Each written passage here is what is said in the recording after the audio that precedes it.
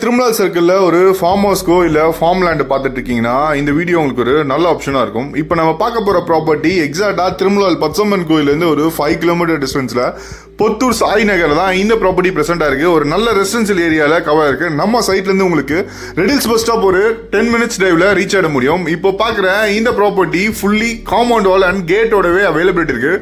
மொத்தம் லேண்டோட area 70 cent. இது ஒரு நார்த் ஃபேசிங் ப்ராப்பர்ட்டி.